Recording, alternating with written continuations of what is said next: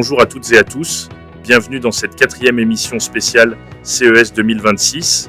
Après avoir parlé du nouveau centre de pouvoir qu'est l'IA, de ce qui survivra hors du salon, il est temps d'aborder le sujet que le CES préfère souvent éviter, les limites du système, parce que l'innovation, ce n'est pas seulement ce qui est possible, c'est ce qui est soutenable.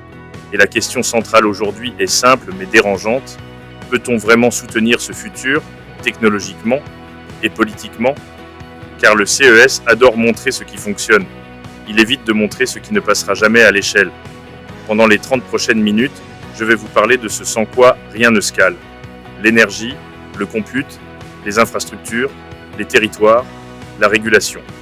Premier constat brutal, le CES adore l'IA, mais évite soigneusement de parler d'énergie. Pourtant, le lien est direct. L'IA consomme du calcul. Le calcul consomme de l'électricité, et cette consommation explose. Il n'y a pas d'IA sans électricité. Un chiffre pour rendre la chose concrète, un data center IA de dernière génération peut consommer autant qu'une ville de 50 000 habitants. Et pourtant, au CES 2026, l'énergie est souvent reléguée en arrière-plan. Question simple, mais essentielle. Peut-on sérieusement parler d'IA partout, sans parler d'énergie nulle part ? Deuxième limite structurelle, le compute. Tout le monde parle d'algorithmes. Très peu parlent d'accès au calcul. Or aujourd'hui, le compute est rare, le compute est cher, le compute est concentré. Celui qui contrôle le compute contrôle le rythme de l'innovation. Phrase clé, le futur de l'IA ne sera pas seulement une question d'intelligence, mais une question d'accès au calcul. Quand l'infrastructure est concentrée, l'innovation ne l'est plus vraiment. Question directe. Peut-on encore parler d'innovation ouverte quand l'infrastructure est verrouillée ? La troisième limite du système, la complexité accumulée. Au CES 2026, les systèmes deviennent toujours plus interconnectés, toujours plus automatisés, toujours plus dépendants. Cloud, Edge, IA, IoT, cybersécurité, réseau, chaque couche apporte de la valeur. Mais chaque couche ajoute aussi un point de fragilité. Phrase clé. Plus un système est complexe, plus il est fragile. La question n'est plus seulement « est-ce que ça fonctionne ?», la vraie question est « est-ce que ça résiste aux chocs ?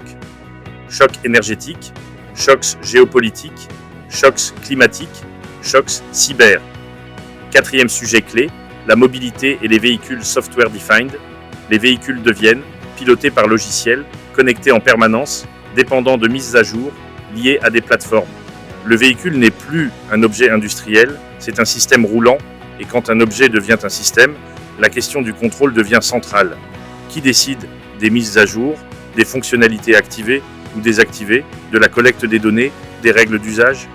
La mobilité devient un sujet politique, pas seulement technologique. Cinquième limite majeure, les territoires. Le cloud n'est pas dans le ciel, il est sur des territoires. Les data centers, les réseaux, les infrastructures IA consomment localement, mobilisent du foncier, génèrent des tensions énergétiques. Les États et collectivités doivent arbitrer emploi versus énergie, attractivité versus acceptabilité, innovation versus sobriété. Le futur technologique est aussi un futur territorial. Question clé, qui décide réellement de l'implantation et des limites de ces infrastructures ? Dernière limite du système, la régulation. L'innovation avance très vite, la régulation avance lentement. C'est structurel. Il existe un décalage dangereux. Phrase clé, quand la technologie va plus vite que la régulation, ce n'est pas le progrès qui gagne, c'est le vide politique. Ce vide crée des dépendances non anticipées, des décisions techniques sans débat démocratique, une perte de contrôle collective. Je voudrais conclure avec une idée essentielle. Les limites ne sont pas un frein à l'innovation, elles en sont le révélateur. Le CES récompense le spectaculaire, le réel récompense le soutenable. Le CES 2026 montre un futur impressionnant, mais il révèle aussi des tensions profondes, énergétiques, infrastructurelles, territoriales, politiques. La vraie question n'est donc pas « peut-on le faire ?». La vraie question est « peut-on le soutenir, le gouverner et l'assumer collectivement ?» Je vous laisse avec une question volontairement clivante.